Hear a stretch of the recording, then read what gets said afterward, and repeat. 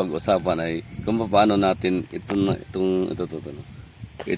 ampalaya na ito na kumbaga ay malapit nang mamatay. Paano makarecover? Ito, gusto kong bigyan ko kayo ng background bakit siya ganito. Ito siya ay itong buong ampalayahan ay nesprayan ng expired na gamot. So, ang akala ng mayari ay hindi expire, hindi niya binasa yung level. At dahil sa inendordos lang sa kanya ng kaibigan niya, so ginamit, walang basa.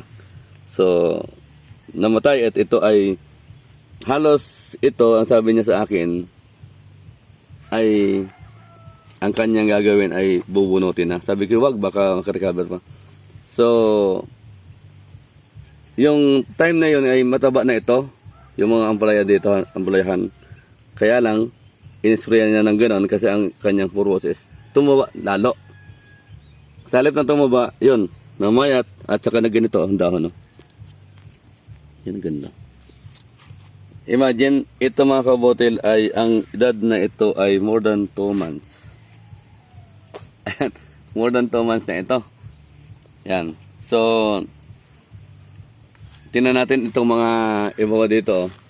Itong lahat na ito, yan. Ito lahat. Ito lahat ay nagsuffer ng ganun. So, dahil sa nangyari na ganun, ito lahat yan. Itong mga ganito. Maliban doon sa may inatake ng sakit at saka yung nabansot. Yan. So, tingnan natin ito.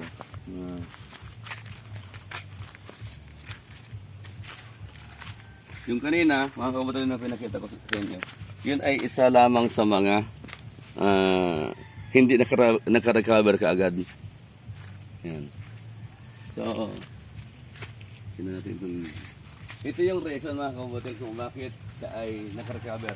So, yan. Yung madaming putol na. Pinutol, tinanggal yung mga sira. Ito naman ay sakit naman ito, hindi lang niya tanggal. So, itong pitsay ang dahilan kung bakit yan nakarecover ito. Kasi ang ginagawa ay siyempre ba magpitsay, magdidilig ka ng 3 times a day. 3 times a day ba? 3 times a day nga. 3 times a day na dinidiligan yan. So, nakatulong yun ng malaki yung pagdidilig, kaya ito ay nakarecover. And then, nagdi-drenching siya na every 5 days at ang drenching niya ay puro sa pangpataba. Na-cultivate pati pagtanim ng pitsay? Ganun din? Oo, na-cultivate. Nakatulong yung pag-cultivate. Nakatulong yung pag-cultivate. So, pitsay, pagtanim ng pitsay, and then yung pag-alaga ng pitsay. Dahil yung pitsay ay dinidiligan niya ng 3 beses at inabunuhan niya ng every 5 days. Aside from, inesprayan mo pa ito ng foliar, no? Yung pitsay. Para matanggal ang mga insekto and then matumaba. So, yun ba yun ang reason? Kaya nakarecover? So, yun ang reason daw kung bakit nakarecover. Ayan. So, sa pamamagitan ng pitsay, sa pag-alaga ng pitsay. Ayan. So, ito ba mga kabotil? Ito yung patunay na ng pitsay, oh. So, ang ginawa mo ito, pinuputol mo kung sakaling may mga manamatay na. Oo. Kasi yung isang puno, ang dami ng putol dito. So, daming putol.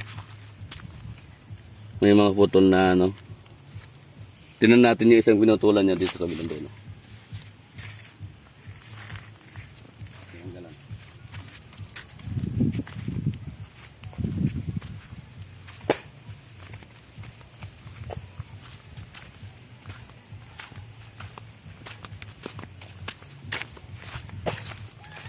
Ito mga kabote lang yan. Ito ay tinanggal niya yung nandito yung isamin. Ito nag-green na, oh. Kasi daw ito ay Halos ganito siya. Mas malala pa dito. Ito na parang bansot na bansot. Oh. So ang ginawa niya, ito yung main. Tinanggal na kanina. At iniwan niya ito. Yan. At ito, yung ilalim nito, yung pinaka lobo nito ay layer ito ng ipot ng baka. Opa, mayroon na itong opa yung trisal. And then, chicken manure. So yun, pinaghahalo. Ito nang nakahalo dito. So ito, ay posible pa itong makabawi kung ito yung maalaga mabuti. Pero sabi niya talaga ay ito yung halos majority ganito. Namamatay yung sira na. Kaso lang, hindi niya lang binunot. Ito yung advantage na mayroon siyang patience. Kasi kung binunot niya ito lahat, ay nako, wala na siyang ganito at hindi siya makakabawi. Kasi ang laki ng gastos nito eh. Hindi naman basta-basta mag-ampalayahan lang. At malaki ang gastos sa labor, sa mga materyales. So sabihin niya, halos lang isang binhin ito halagang 7 pesos ba yun or more. Yan. So yan ang kagandahan na magkaroon tayo ng konting pasensya. Ito nandito mga kabudila. So ito naman, ito ang kailangan lang, ito yung may mga uod ito na kumakain.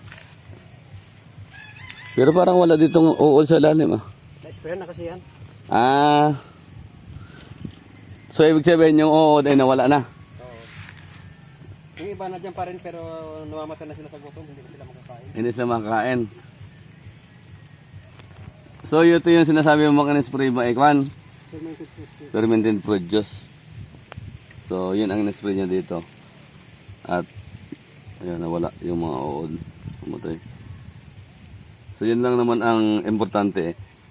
Kahit ang isang tanim ay nandoon na sa alanganin stage, mamamatay na siya. Huwag tayo mawalan ng pag-asa. Pwede po lang makabawi kung ating alagaan ng tubig and then pataba. Drench. Yun lang. So tubig at pataba, so pwedeng drenching, pwede namang foliar. At madaling makabawi tulad nito eh. Pero matagal-tagal yung nakabawi ito no? More than 2 weeks na. More than 2 weeks na nakrecover. Oo. Pero kumbaga Mabilis ay lang silang, nung makarecover, mabilis silang nung nakrecover na. Oo. Pero kung hindi siguro ito nagtanim ko ng pechay, wala na siguro ito no. Ay, wala na. Kasi mawawalan ka naman ng pag-asa na ang reason doon, pag wala itong tanim ng pechay, yung ilalim, hindi naman siya magaganahan na magdilig. Kasi Walang motivation. walang motivation. Kaya niya dinidiligan ay dahil yan ang pechay na yan. No? Ang una napansin ko nakapagpabago sa kanya, nung magtanim ako ng pichay, na-cultivate ang lupa eh. Ayun. Yun ang una na-cultivate. Tapos? Pagkatapos na-cultivate, ay inabunuhan ko, drenching, yun. Napansin ko pa after mga 1 week, may panibago na siyang talbos. So ibig sabihin ay kasama doon sa pagganda ng tanim is yung cultivation. Oo. Cultivation. Kasi bago ako nagtanim ng pichay, kinultivate ko muna eh. Mabuti mo lang hindi tinanggal mo yung Oo. ampalaya. Oo. Mabuti na lang kasi kung tinanggal niya. Wala. So yun pala mga kabuti, kailangan lang tagay. Yun sabi ko kanina na wag tayong mawalan siya agad ng pag-asa. Kasi kung nawalan tayo ng pag-asa agad at tinanggal niya ito, binunot niya ito, wala. Ang laki yung kawalan. Ang laki ng gastos, tapos wala namang kita. So ito dito, ang dito ay huwag kang mawalan ng pag-asa kasi malay mo gumanda. So wag magbubunot ng tanim ng alangan ng wala pang kumbaga ay hindi mo sure na magbabalik sa dati niyang tayo. So ito mga kabutil ay ito yung ilang puno lang ito, 200 plus? 280 puno. Ang estimated niya, kung ito ay nasa full bloom na ng harvest, ay kaya ito mag-harvest ng 100 to 150 kilos every harvest. Ano yun, twice a week or once a week? Twice a week. Twice a week. So, ibig sabihin, Pag yun ang ano niya na kahit nasa 100, kaya niya mag-harvest pala ito ng 800 to 1,000 kilos a month. Kaya lang, ilang month lang yun ang ganon. Mga possible, mga ano lang, 2 months lang, no? Halos 1 month lang yan ang kasagsagan ng harvest. Eh. Kasagsagan 1 month. So, yun ang ano sa ampalaya. Maganda kumita ang ampalaya. Ang kailangan lang talaga ay pag nagbunga na o namumulaklak na yung ampalaya mo, may tanim ka naman para may bawi. Kasi dapat tuloy-tuloy yung harvest para tuloy-tuloy din kita. So, yun lang mga kabutil. So, yun lang ang gusto kong isra sa inyo na napaka-importante sa tanim. Yung cultivation, yung ating tubig, at saka fertilization, yung pataba. So, yun lang, 3 naman ang kailangan eh. So, pag nagawa natin ito, sigurado hindi tayo mahirapan. Yung iba hindi na nag-cultivate kasi yung water ay yung preparation niya ay maganda. Kasi kung mahina yung preparation, yung basta-basta lang ay hindi magiging maganda na yun. Pero kalimitan talaga ay pag mayroon kang i-cultivate mo, pero hindi naman araw-araw o yung iba. Yung kahit na once or twice lifetime na ng tanim, pwede yon. Ay importante lang naman ay makapasok ng hangin ng konti sa loob. At pag dilig mo ay papailalim ka agad. Kasi kung hindi mo na-cultivate, ay mag-i-stack sa taas lang yung tubig. So, nalulunod naman yung tanim.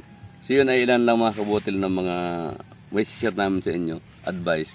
Ito naman sa amin ay share lang, nasa inyo yun, kung susundin o hindi.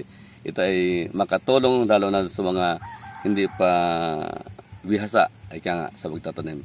So yun lang po mga kabutil, maraming salamat sa inyong patuloy na pagtangkilik na aming video at sana ay magtanim po tayo ng mga gulay para sa ating pansariling konsumo. Yun lang po at maraming salamat.